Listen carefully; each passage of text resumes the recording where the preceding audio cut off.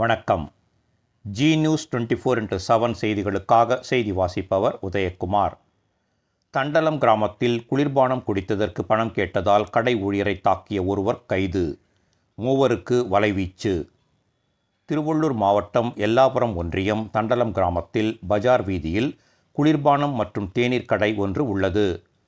கேரள மாநிலம் மலப்புரம் பகுதியைச் சேர்ந்த 30 வயதான இஸ்மாயில் என்பவர் இந்த கடையை நடத்தி வருகிறார்.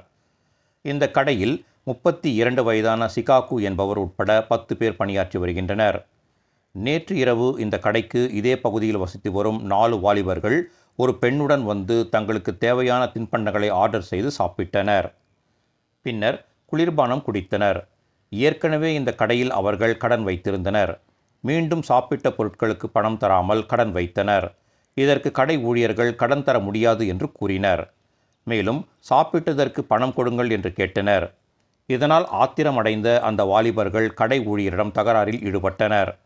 அப்போது அவர்களுடன் வந்த பெண் அந்த வாலிபர்களை சமரசம் செய்ய முயன்றார். அதனையும் பொருட்படுத்தாமல் அந்த வாலிபர்கள் கடை ஊழியர் மீது தாக்குதல் நடத்தினர். மேலும் இக்கடையில் இருந்த பொருட்களையும் இருசக்கர வாகனங்களையும் அடித்து நொறுக்கினர். பின்னர் அந்த வாலிபர்கள் அங்கிருந்து தப்பிச் சென்றனர். இந்த தாக்குதல் சம்பவத்தில் படுகாயமடைந்த கடை ஊழியர் சிகாக்குவை உடன் பணியாற்றும் ஊழியர்கள் மீட்டு ஊத்துக்கோட்டை அரசு ஆஸ்பத்திரிக்கு கொண்டு சென்று அனுமதித்தனர். அங்கு அவருக்கு டாக்டர்கள் தீவிர சிகிச்சை அளித்து வருகின்றனர்.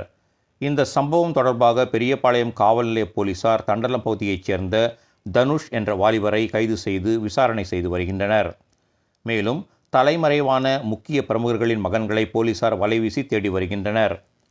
இரவு நேரத்தில் கடைக்குள் புகுந்து சாப்பிட்ட பணத்திற்கு பணம் கேட்டதால் கடை ஊழியர் மீது தாக்குதல் நடத்திய சம்பவம் இப்பகுதியில் பெரும் பரபரப்பை ஏற்படுத்தியுள்ளது.